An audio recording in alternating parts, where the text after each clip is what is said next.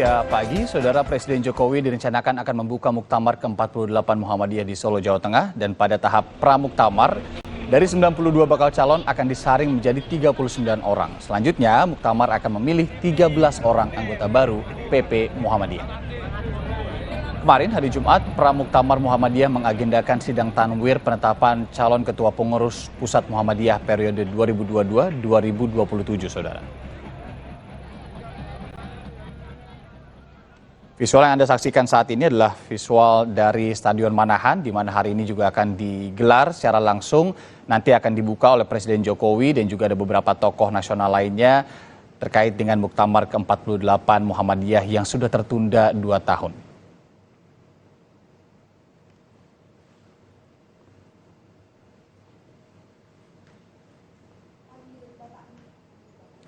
Nah, Saudara, soal Muktamar Muhammadiyah, kita berbincang dengan Rektor Universitas Muhammadiyah Surakarta, ada Sofyan Anis. Selamat pagi, Prof. Sofyan. Selamat pagi. Selamat pagi, Prof. Terima kasih. Salam sehat selalu. Ini di tengah kepadatan menjelang mulainya Muktamar ke-48 ini, masih berkesempatan atau masih sempat begitu ya live dengan Sapa Indonesia Pagi sebentar. Nah, Prof, sebenarnya dalam Muktamar ke-48 ini, hari ini agendanya akan ada apa saja, Prof?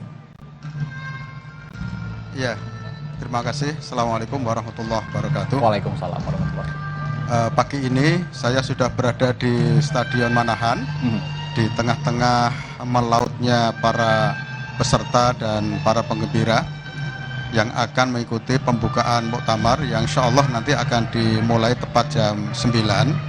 Sambil menunggu Bapak Presiden, Bapak Jokowi, kita sudah memulai sejak jam 6:30 tadi, yaitu dengan kita istilahkan dengan agenda pra pembukaan, ditampilkan berbagai kegiatan kesenian dan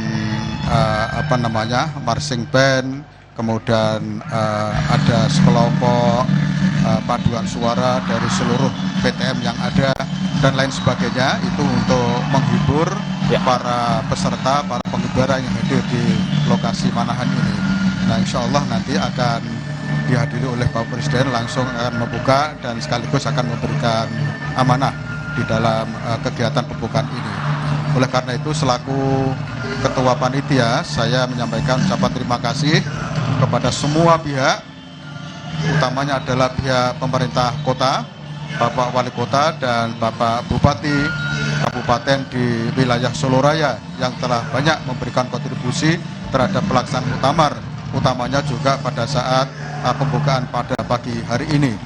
Nah, kita sudah bisa melihat di arena pembukaan ini pengunjung sudah membludak ya, kapasitas 20.000 terpenuhi semua, dan di luar arena gedung Manahan ini banyak sekali warga, mungkin ratusan ribu yang tidak bisa masuk, dan mereka dengan tekun menikmati videotron yang kita pasang di sekitar lokasi gedung Manahan ini. Tentunya kami juga mohon maaf kepada para penggembira, para peserta yang datang dari seluruh wilayah negara Republik Indonesia yang tidak bisa masuk ke dalam Manahan, tetapi hanya bisa mengikuti kegiatan pembukaan ini dari luar. Tapi insya Allah meskipun melihat videotron, insya Allah memuaskan gitu. Dan saya mohon juga bergembira dengan adanya berbagai tampilan yang telah disuguhkan pada acara pembukaan ini. Nanti pokoknya jangan khawatir ya, Prof, yang nggak bisa masuk. Nanti ada videotron besar di luar Stadion Manahan, jadi jangan sampai ada berdesak-desakan atau hal yang tidak diinginkan begitu ya. Nah, Prof, ini luar biasa sekali. Muktamar ke-48 selain silaturahmi, tapi juga kolaborasi dan juga nanti ada regenerasi. Sebenarnya semangat yang ingin disampaikan dalam Muktamar kali ini seperti apa, Prof? Ya, jadi memang Muktamar ke-48 ini memang agak berbeda ya, karena dilakukan sudah mundur 2 tahun karena adanya pandemi COVID. Kemudian juga banyak warga Muhammadiyah telah menunggu kehadiran para pimpinan yang baru. Tentunya semangat yang kita canangkan adalah regenerasi, karena barangkali banyak kader-kader yang mampu untuk memimpin dari daerah-daerah itu bisa dilibatkan atau bisa dipilih di dalam kegiatan pemilihan secara kolektif menjadi anggota pleno 13 pimpinan pusat Muhammadiyah. Ya. Jadi semangat regenerasi, semangat reaktualisasi peran Muhammadiyah lagi, karena perkembangan zaman tentu akan berbeda dengan masa-masa yang lalu, maka Muhammadiyah siap untuk merespon, Muhammadiyah siap untuk mengantisipasi perkembangan zaman, terutama dalam perubahan peradaban dunia yang tentu ini akan membawa konsekuensi tersendiri. Proses lanjutan dari pemilihan pengurus, kemudian juga nanti 13 anggota pimpinan pusat, termasuk ketua yang baru ini akan seperti apa sih, Prof? Hari ini ya berarti ya? Ya, rencananya nanti malam ya. Dan salah satu yang tadi saya katakan berbeda dengan muktamar-muktamar yang lalu, kita dalam pelaksanaan ini berbasis IT, jadi sudah lebih modern dari muktamar sebelumnya. Ya.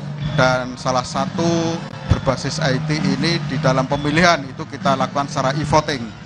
Dan insya Allah membutuhkan waktu yang sangat cepat ya untuk bisa menghasilkan para pimpinan yang baru, dan tentu ini objektivitas juga bisa dijamin karena kita menggunakan pendekatan modern dengan menggunakan e-voting.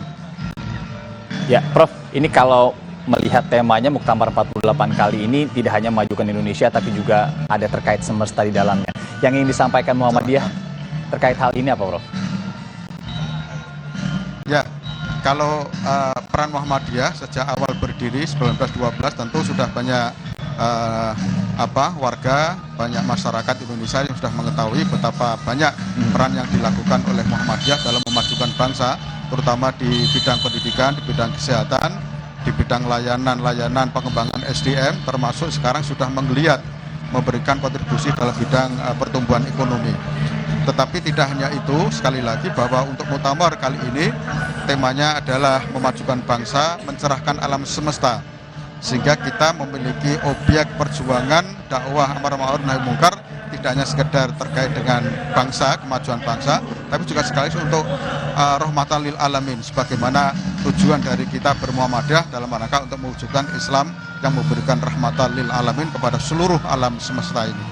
Luar biasa. Prof, kita tahu ini acara yang penting sekali, kemudian juga nanti akan rencananya dihadiri oleh Presiden Republik Indonesia. Sudah adakah konfirmasi, Prof, kira-kira jam berapa Presiden Jokowi nanti akan datang dan memberikan sambutan untuk pembukaan di muktamar ini? Memasuki pintu Stadion Manahan sekitar jam 9 kurang 15. Oke. Sehingga nanti diharapkan jam 9 tepat akan bisa dimulai. Oke, selain Presiden, Prof, tokoh-tokoh yang akan hadir nanti yang sudah diundang kira-kira siapa saja? Mungkin bisa dibocorkan sedikit? Gimana Mas? Selain Presiden, nanti kira-kira tokoh yang akan terkonfirmasi hadir akan ada siapa saja, Prof? Oh ya, ini selain Pak Presiden, ini tampaknya Bapak pejabat tinggi negara, Bapak Menteri ya, sudah banyak yang konfirmasi untuk bisa hadir, termasuk juga para tokoh-tokoh nasional ya, yang sudah berada di Royal Box ini sudah kelihatan ada beberapa menteri ya. Tapi Pak Menteri nanti naiknya bersama Pak Presiden nanti. Ya. Sudah ada di transit ya. Baik, kalau begitu Rektor Universitas Muhammadiyah Surakarta yang juga Ketua Panitia Muktamar ke-48 Muhammadiyah, Profesor Sofyan Anif, Profesor Sofyan Anif, maksud kami. Terima kasih waktunya, Prof. Ini di tengah-tengah kesibukan sudah menyempatkan untuk live bersama Sapa Indonesia pagi. Sehat selalu dan selamat melanjutkan aktivitas, Prof. Saudara, kita ke informasi selanjutnya, di mana pembangunan Ibu Kota Negara atau IKN ini menjadi salah satu isu penting yang dibahas pemerintah Indonesia. Dalam puncak acara Business 20 atau B20 Summit di Bali beberapa waktu lalu, Menko Bidang Perekonomian Erlangga Hartarto menyampaikan beberapa strategi Indonesia dalam IKN di tengah isu ketidakstabilan ekonomi global.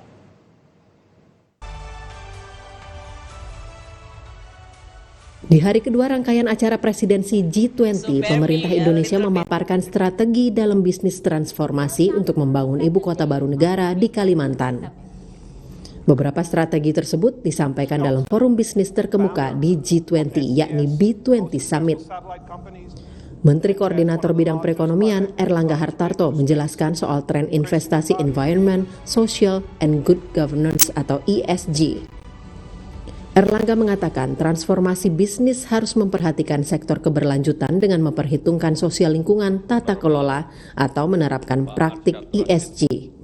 Pembangunan IKN juga merupakan peluang yang harus dimaksimalkan demi kebaikan generasi penerus bangsa. Toward the future, we must be prepared for another green revolution, innovating for a more major transformation toward digital economy that protects